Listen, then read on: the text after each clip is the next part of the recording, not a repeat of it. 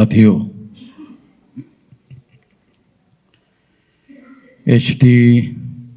बनकर साहब इनकी श्रद्धांजलि सभा में हम लोग सभी उपस्थित हैं और उनकी श्रद्धांजलि सभा में तमाम लोगों ने अपनी भावनाएं व्यक्त की।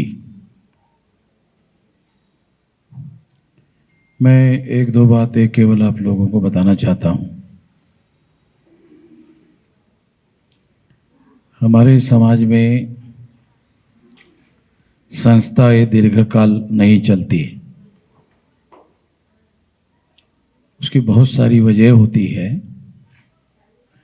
उसमें एक बहुत बड़ी वजह आर्थिक व्यवहार होता है। वो आर्थिक व्यवहार सही तरीके से ना चलने की वजह से संस्थाएं ज़्यादा देर नहीं चलती। ऐसा संस्थाओं का जो अनुभव है उसके आधार पर मैं ये बात आप लोगों को बता रहा हूं। इस बात को जब हम लोग ध्यान से देखते हैं तो मुझे बनकर साहब की कमी बहुत बड़े पैमाने पर नजर आती है। उनके ना रहने की वजह से आर्थिक व्यवहार में जो पारदर्शिता होती थी और जो कार्य होता था, तो अंबादे साहब और बनकर साहब ये दोनों के ऊपर बामसेफ संस्था के आर्थिक व्यवहार की जिम्मेदारी होती थी।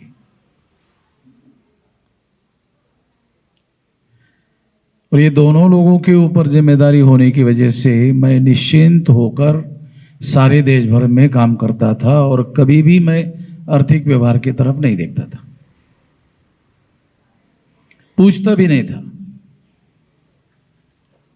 इतना अंबादे साहब और बनकर साहब इतने ईमानदारी से और इतने दक्षता से वो काम करते थे, इतनी बारीकी से काम करते थे। और आय व्यय का लेखा जोखा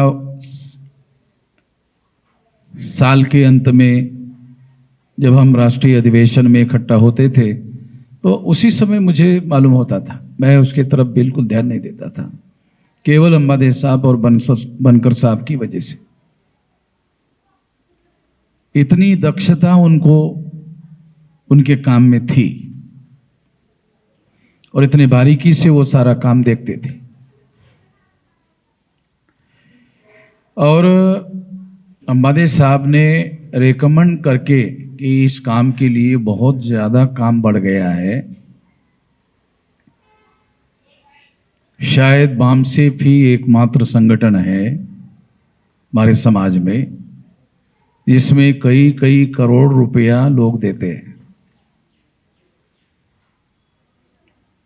मुझे नहीं लगता कोई संस्था ऐसी है जिनको सारे देश भर में करोड़ों रुपया लोग देते हैं। संस्थाएं बहुत है, मगर हम लोगों को कई कई करोड़ रुपया लोग देते हैं और वो सारे करोड़ों रुपयों का आय व्यय और बैलेंस ये बहुत जटिल काम होता है। और ये जटिल काम अंबादे साहब और बनकर साहब मिलकर करते थे, तो मैं उसकी तरफ बिल्कुल भी ध्यान नहीं देता था। इतना मेरा यकीन और इतना मेरा विश्वास था। अंबानी साहब ने बनकर साहब का नाम रिकमेंड किया कि इस काम के लिए बनकर साहब को लगाया जाए। मैं अब बहुत बड़ा हो गया काम, बहुत ज़्यादा रिसोर्सेज, बहुत ज़्यादा निधि सारे देश भर में इकट्ठा हो रहा है, इतना सारा मैं नहीं देख पाता हूँ, देख सकता हूँ, तो इस काम के लिए बनकर साहब को लगाया जाए।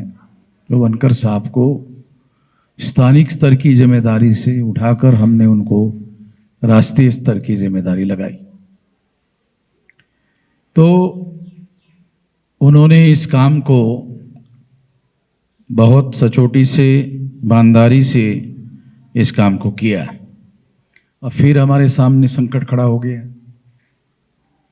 क्योंकि उनके जाने के पहले बहुत रिसोर्सेस, बहुत साधन, बहुत राशि सारे देश भर में लोग देते थे। अब उसमें बहुत ज़्यादा और इजाफा हो गया है, बहुत ज़्यादा बढ़ गया है। काम करने के लिए हमारे पास और ज़्यादा ह्यूमन रिसोर्सेस की ज़रूरत है, क्योंकि संस्थाओं का भविष्य,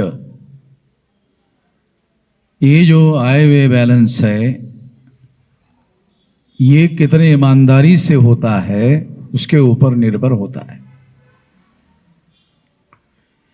तो ये हमारे लिए बहुत बड़ी समस्या आ गई है उनके जाने से,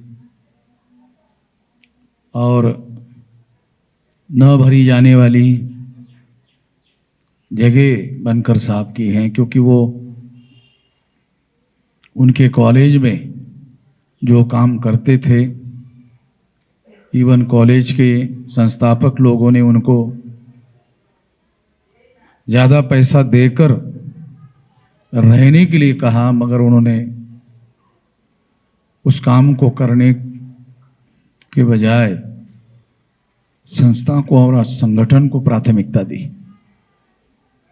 बहुत सारे लोग पैसे के पीछे पड़े रहते हैं, तो वो पैसे के पीछे पड़ने के बजाय रिटायरमेंट के बाद, रिटायरमेंट के पहले भी तमाम कोई एक ही काम करते थे, दूसरा कोई काम करते नहीं थे। तो रिटायरमेंट के बाद 100% काम जो है वो इसी काम के लिए उन्होंने समर्पित किया और समय लगाया। तो ये एक बहुत बड़ी हानि है हमारी, और इस हानि की भरपाई कैसे होगी ये मैं सोच रहा हूँ। मुझे तो अभी समझ में ही नहीं आ रहा है कि क्या करे, इसलिए मैं बहुत ज़्यादा बात ना करूँगा, क्योंकि मुझे व्यक्तिगत रूप से बहुत ज़्यादा दुख भी हो रहा है। तो बनकर साहब का जो परिनिर्वाण हुआ,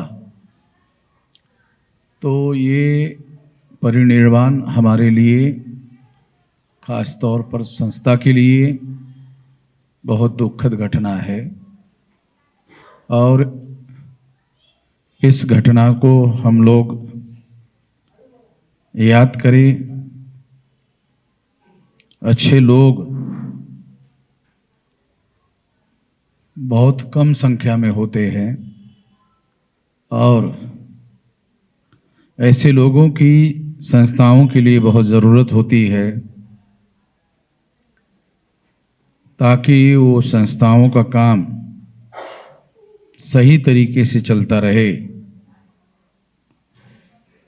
तो मैं यही कहना चाहूँगा कि हम लोगों के लिए जो हानि हुई है, उस हानि की भरपाई हमारे लिए एक समस्या है। मैं बनकर साहब को इस मौके पर श्रद्धांजलि देना चाहूँगा। उनके जाने से जो हानि हुई है, संस्था और समाज की बहुत हानि हुई है। मैं इतना ही कहना चाहूँगा। बहुत सारी बातें कहने के लिए मेरी इच्छा नहीं हो रही है, क्योंकि मैं ज़्यादा बोल नहीं पाऊँगा दुख होने की वजह से। मैं इतना ही कहना चाहता हूँ और अपनी बात समाप्त करना चाहता हूँ। धन्यवाद।